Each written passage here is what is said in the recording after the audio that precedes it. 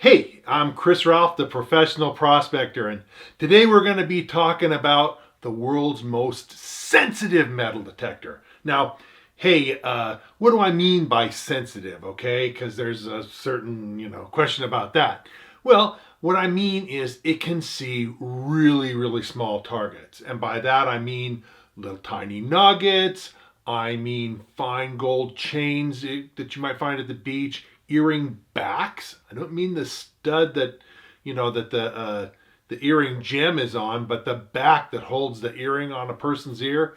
Yeah, those are, if you've got a gold earrings, that's going to be gold too. And most detectors won't see that kind of tiny stuff. So jump in with me today, and we're going to talk about the world's most sensitive metal detector and why some metal detectors are a lot more sensitive than others, how that all works, and the physics of it. And we're not going to get super heavy into the science, but we're going to get a little bit into the science of it too. And because we need to talk about that in order to understand sensitivity in a detector. Now, I want to say right off the bat, I am not a metal detector dealer. I don't own every brand of metal detector out there because they don't sell every brand of metal detector like a dealer does. And I get people asking me, hey, Chris, can you sell me a detector or where should I buy my detector? I'm not a dealer, okay? If you are looking to buy a detector, do some searching around on Google and find a local dealer. That's what I recommend. But anyway, we're going to talk about the world's most sensitive metal detector, so strap yourself in and let's get started right now. So we're going to talk about detectors that can see really, really, really small pieces of gold. I'll give you an example. Here's a couple of nuggets that I've found. And well, take a look at the picture. These are nuggets that I found with a metal detector. They're not nuggets that I panned with a pan and then selected out and tested it on my metal detector. No, these are ones that I actually found in an old placer deposit in the rock where it had been sitting, and these were actual metal detector finds. Now these nuggets are really tiny. They're just super small, and I went and weighed them out, and they weigh, as you can see, only about 17 hundredths. I'm sorry, yeah, 7 thousandths of a gram. Okay, 7 thousandths of a gram is a really, really tiny object, and yet they sounded off on my metal detector. And with something that's that small, I went ahead and did some calculations. Now, this picture with the weight that shows 7 thousandths, this has both nuggets, and you can see I circled them because they're so small, they're hard to see even on the scale.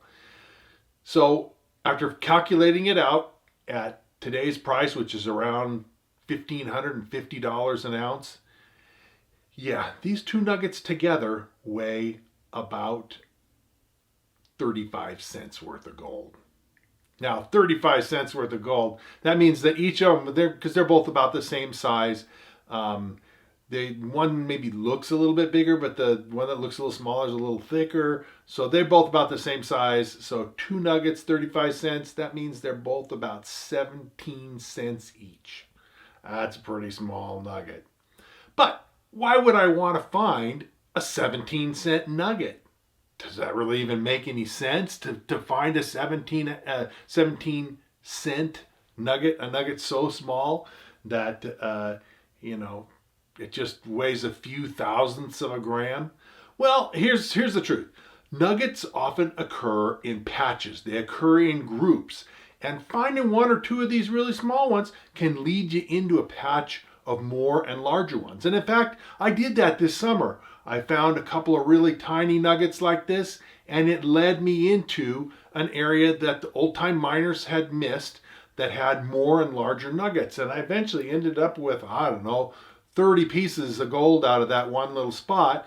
And the tiny gold led me into it. So, what kind of gold do you want to miss? Well, that's kind of a hard question to answer. What size of gold do you want to walk away from? You don't want to dig anything less than $10 a nugget, less than 20, 50, 500. You want to walk away from anything less than $500? No, I don't think so. So there is a great use to having a detector that's really sensitive. The other great thing about a really sensitive detector is that it can see small and wiry kind of gold.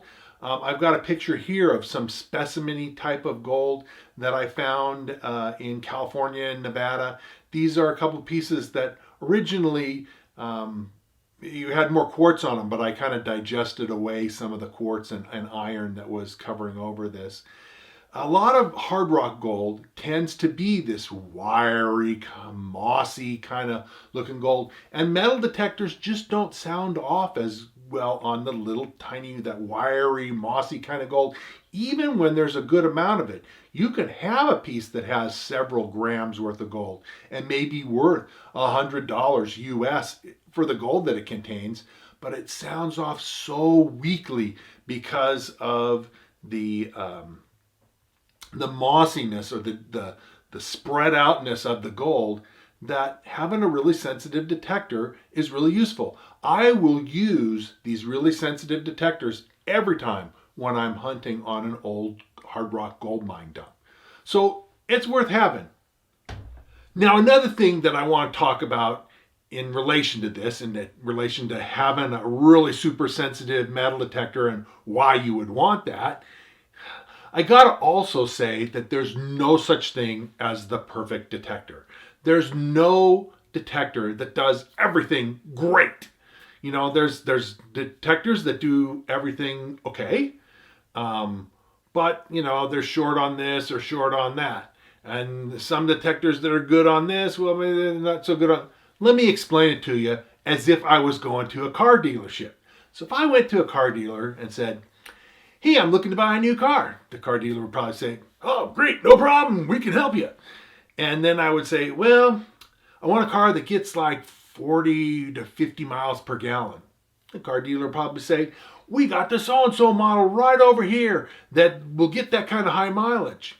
And then I would say, "Well, but I got a wife and 6 kids, so I need a lot of space that I can have all my family in my car."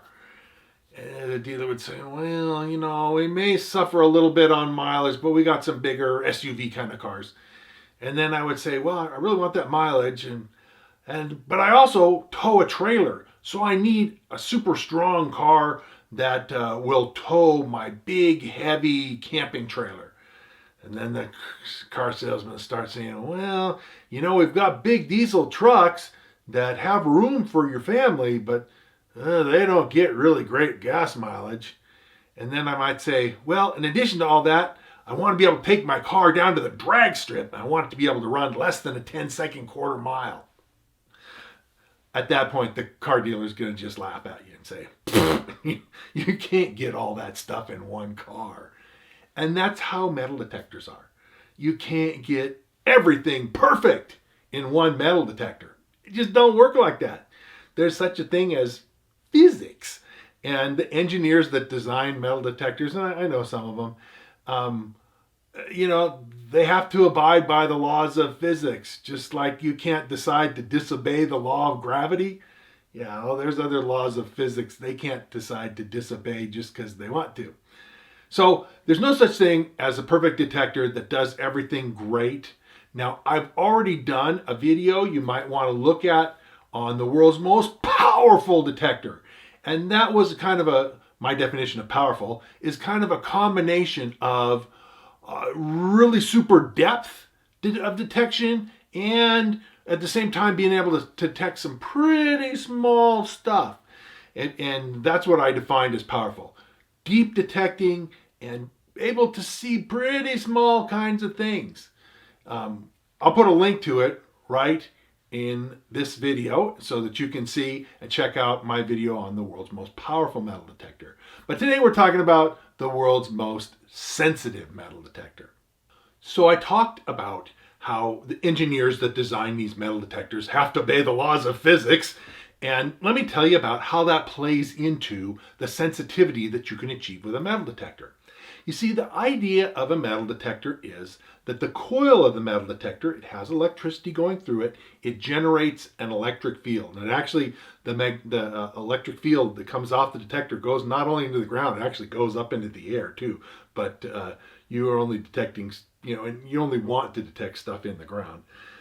Anyway, as it goes over a metal object, like a gold nugget, but also a nail or a penny or something like that, it will induce the coil as it moves over that metal object. It will induce a small electric field, a little bit of electricity, and a small electric field in that object in the ground. Now, it's that field that comes back off of that object that the coil then sees. But usually most VLF detectors have a transmit and a receive coil, and so you will transmit the field down into the ground with the transmit coil and look for and receive the electric field coming back with the receive coil. There's a difference in the different sizes of objects, and this is part of why, when people ask me, well, how deep will a detector go? Well, it depends on the size of the object. If you're talking about super tiny nuggets, like the ones that I showed you that picture of earlier, well, it won't detect those very deep. If you're talking about an object the size of a baseball, yeah, it'll detect it pretty deep. You see, the size of the object makes a difference in the field that the object generates. So if you go over a teeny, teeny, tiny object and the metal detector induces some electricity in that, it only makes a weak signal coming back, and it only lasts for a very short amount of time. And so the detector has a real brief amount of time to see the little tiny bit of electricity coming off that little tiny target. A bigger target makes more electricity and more of an electric field, and lasts for a little tiny bit longer. And so the metal detector has more time to see it. And the stronger the field that's generated and the longer it lasts, the deeper that metal detector will be. Little tiny stuff here, bigger, bigger, bigger, all the way down to where, you can detect it pretty deep if it's a big object. So like an old coffee can full of silver dollars, a cache of a couple of hundred silver dollars. Sure, metal detectors see that pretty deep. But, a little tiny speck flake nugget like the ones I showed you a picture of, yeah, I won't detect those very deep. And so, like I said, the detector only lasts, the field generated in the object only lasts for a very long time. We're talking about thousandths of a second, okay, depending on the object.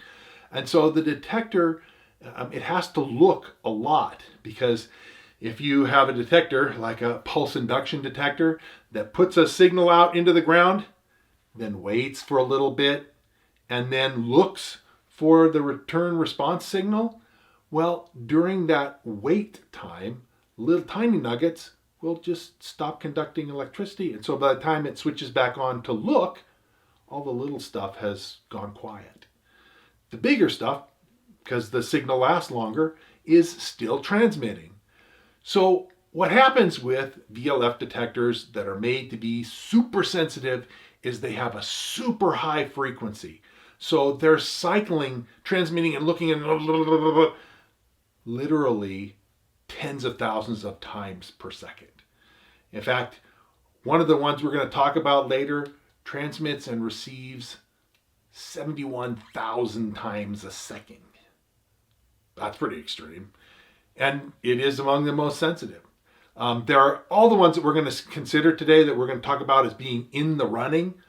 All of those have something on the order of 45,000 or more cycles per second, which is still very fast. But that's the whole concept, is when you're cycling so fast like that, you're going to have a sensitivity to really tiny gold.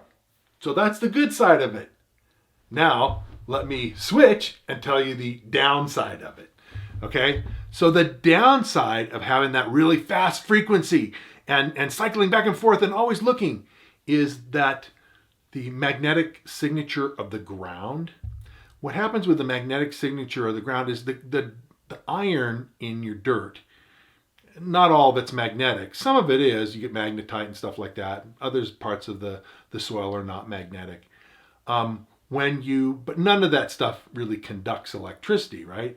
But when you put a magnetic field into the iron in the soil, it does kind of activate it a little bit, to the point where if you have a really high iron soil, a lot of detectors will struggle with that. And as far as the struggling with the mineralization in the soil, having a really high frequency, like the supersensitive detectors, makes it worse. Okay? It makes it more interfering, because what happens is, and this is why pulse induction detectors actually do well, is they transmit, wait for a tiny amount of time, and then look for the response. Well, that makes it so they don't see super tiny gold, but it also makes it so that they don't see the mineralization at the same time. The mineralization decays really fast, just like the tiny nuggets decay really fast. And so if you set your detector up to be super sensitive to tiny nuggets, you're also setting it up to be super sensitive to soil mineralization. It's just different sides of the same coin. Another thing that you want to see with a super sensitive detector is you want to have a small coil choice. So if you want to be super sensitive, if you want your detector to have its maximum level of sensitivity, you want to use a small coil. Some detectors come with more than one coil choice. And, there's a reason for that. But let me explain that the small coils produce an intense field that comes off the coil, but it doesn't penetrate down super deep. And the bigger coils produce a milder field, electric field coming off them, and it penetrates down deeper. Really big coils produce a really mild field coming off them and punch down the deepest. So your choice with coils, big coil gives you greatest depth, but least sensitivity to small objects. Whereas your very small coil gives you least depth, but greatest sensitivity to small objects. See what I'm saying? So choosing a small coil, when you have a choice of coils, a lot of detectors come with more than one. When you have a choice, choose the small coil if you're looking to achieve maximum sensitivity. Another related thing that people ask me about is, how come I can't use this? And then they will describe some metal detector, often some really cheap Chinese knockoff, but sometimes a decent coin detector, low cost type thing. How come, your nugget detectors all cost 500 and 800 and even up from there, which is a lot of money. I freely admit it. I'm not denying that it isn't a significant amount of money, but that's what it costs. And it costs that much to get into metal detecting for nuggets. Okay, now like I say, these cheap coin machines, I've talked about this a little bit before on some other videos. The low-cost coin machines are great for finding coin-size objects. And, if you're hunting parks and schools for coin-size objects and rings and stuff like that, those detectors are fine for that. If you want to go hunt gold or hunt smaller gold objects, even at parks and schools, like, earrings and fine gold chains and that kind of stuff, you need more sensitivity. Your low-cost coin machine just isn't going to be able to do it. And the low-cost coin machines are just not made to find those objects. They're quiet. They ignore the ground mineralization really well. They have, we talked about frequency a minute, they have a much lower frequency. So they don't even try to find those super small objects, okay? That's just how they're designed. Just to give you a comparison, a nickel is roughly equivalent to a 1/4 ounce nugget. Okay, just in a ballpark kind of way. All right, and I have found many 1/4 ounce nuggets and bigger too, but I would estimate that way less than 1%, maybe even 0.5% of all the gold that I've ever found has been 1/4 ounce size or bigger. Now, what you're saying then is if I want to use this coin machine, is actually what you're saying. The other side of that is I want to walk by and ignore 99.5% of all the gold that I might have found. That doesn't sound so good now, does it? You see, there's a reason why that coin machine is really not a good choice. I keep telling people that, those cheap coin machines are good for hunting coins in parks and schools. Yeah, no problem. They're not a good choice for hunting gold. Okay, let's talk about the contenders for the most sensitive gold detector. All right, the most sensitive metal detector, because there aren't other super sensitive detectors that aren't made with gold in mind. The first one that we're going to talk about is the Fisher Gold Bug 2. We're going to go into that, and I'm going to go through each one of these individually. I'm just naming them off right now as we get started with this. So the Fisher Gold Bug 2, Mine Labs Gold Monster 1000, White's Gold Master GMT, and White's Gold Master 24K. Then we're going to talk about the Nocta Macro Gold Racer, and then Nocta Macro's Gold Cruiser. So there's several detectors in there, and honestly, all of those are good choices for small gold detecting. But we're going to kind of go through and look at the advantages and disadvantages of each one, and then come to which one is the world's most sensitive gold detector. The first detector we're going to take a look at is the Gold Bug 2 by Fisher. It is the highest running frequency detector, running at 71 kilohertz, which is a very, very fast speed. It's very sensitive because of this and can detect some incredibly small gold. It came out in 1995, which is 25 years ago.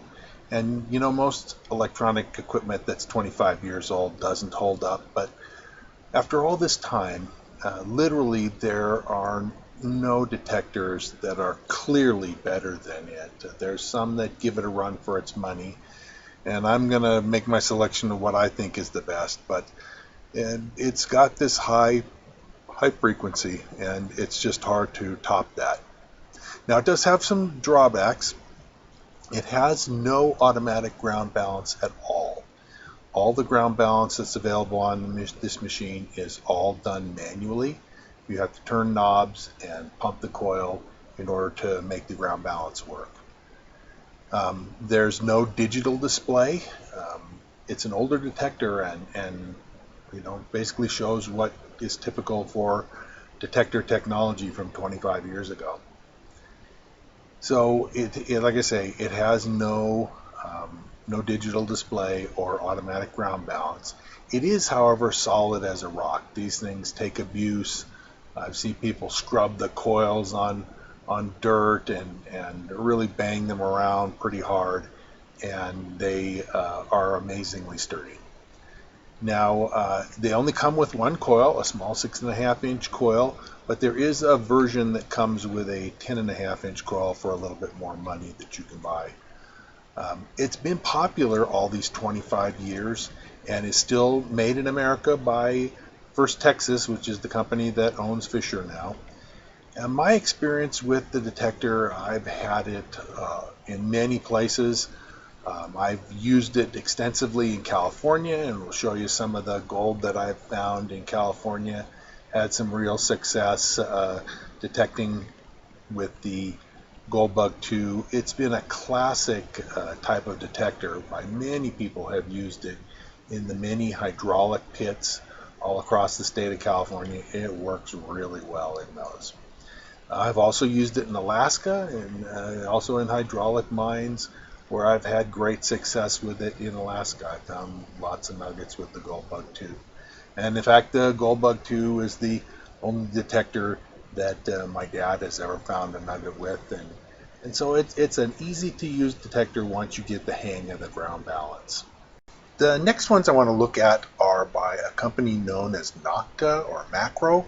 Now, this is a kind of a new company, and maybe a lot of operators haven't heard of it, so I just want to say a quick word that Nocta was a company that was founded in 2001 in Istanbul, Turkey.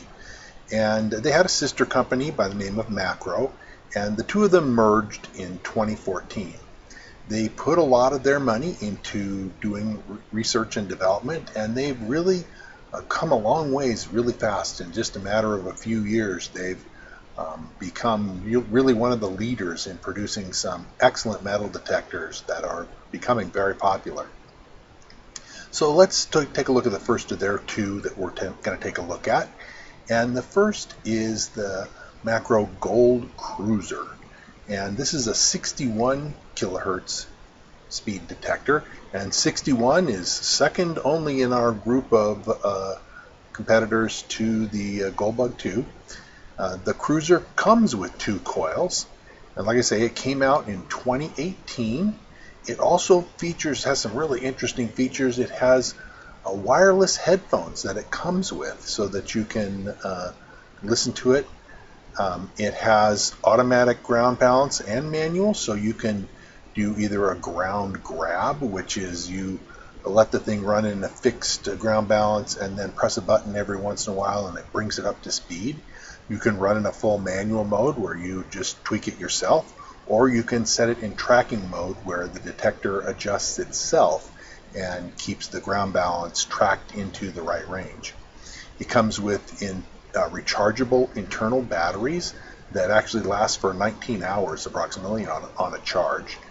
And the thing is waterproof to 10 feet. So the Gold Cruiser has an amazing set of features. Like I say, Macro is becoming more and more popular with prospectors. The other detector that this company markets is the Macro Gold Racer, which came out in 2015. It runs at 56 kilohertz, still very high.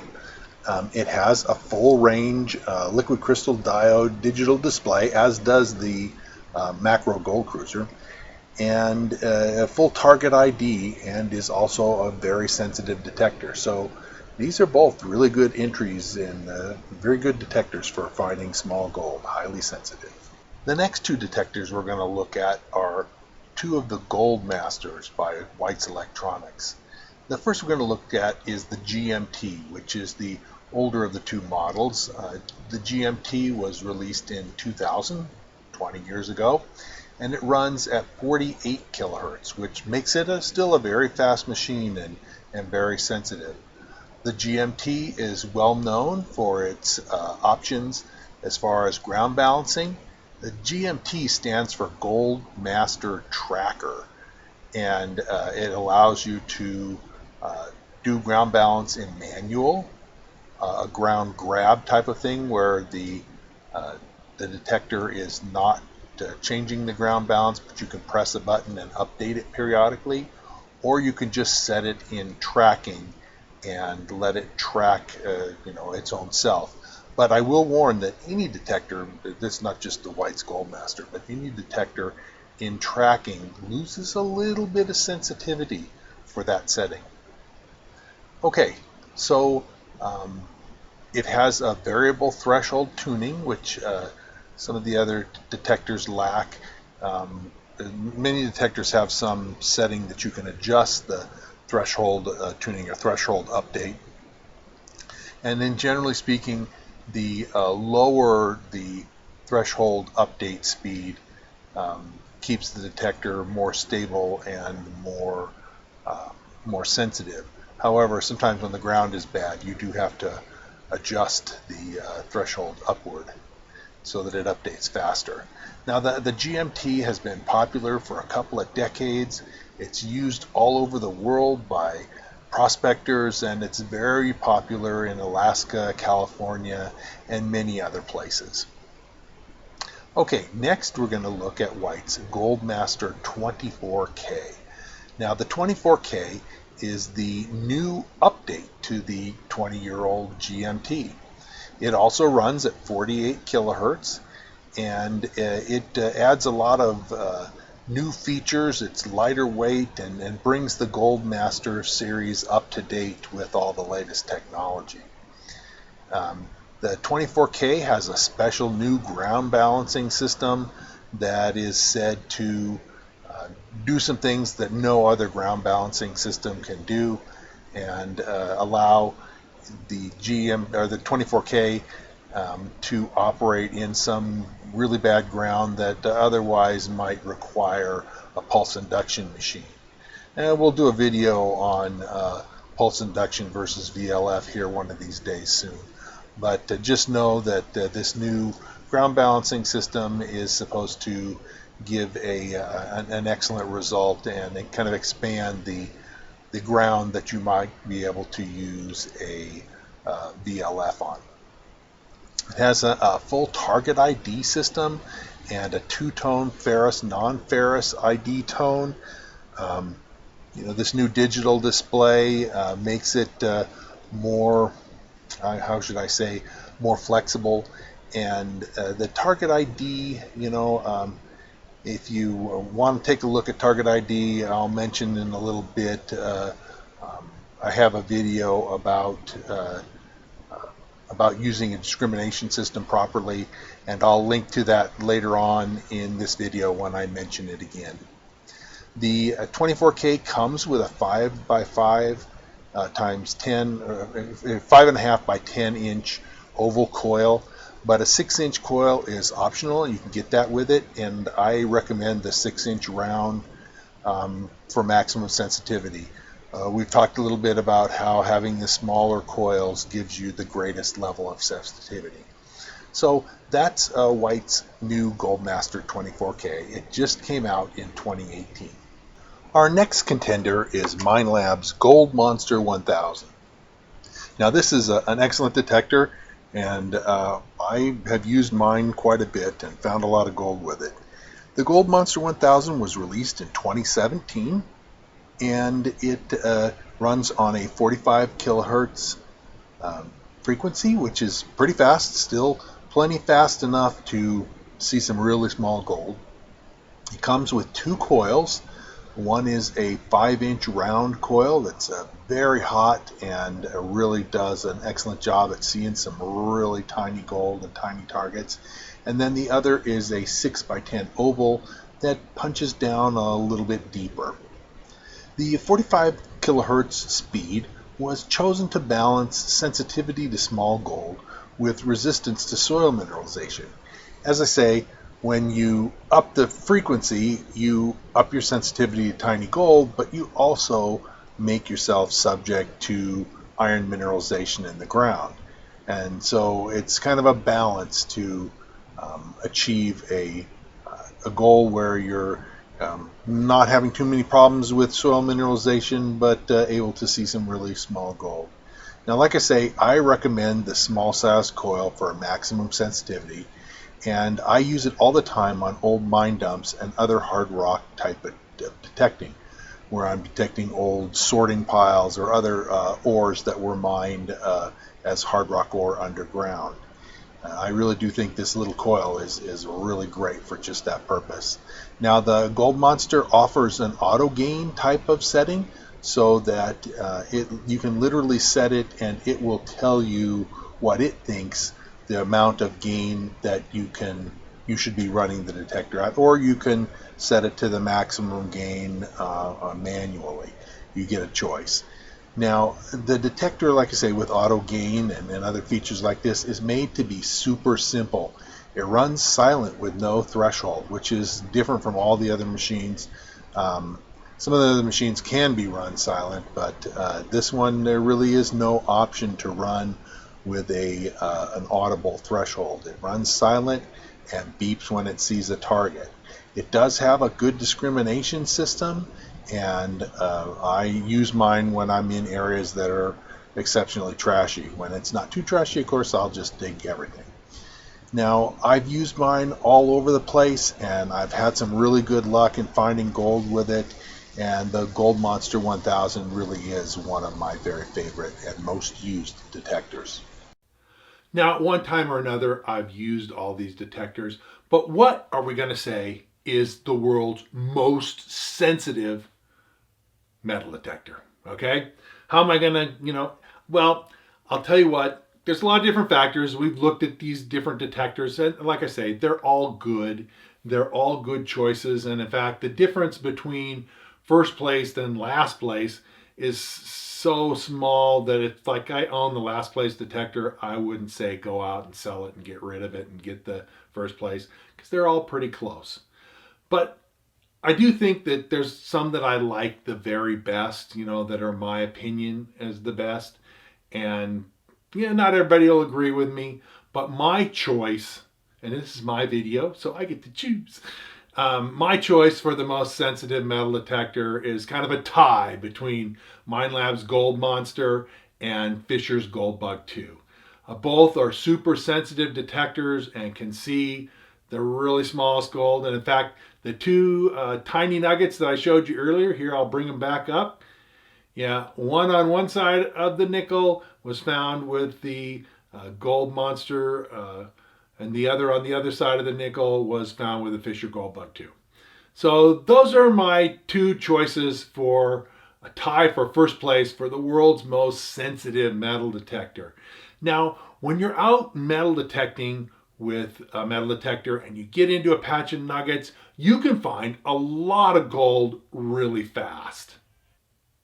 Now, if any of you guys disagree with me over my choice, well, feel free to make some comments in the comment section. I'll talk with you about it and, ask questions if you have questions because I answer all my comments.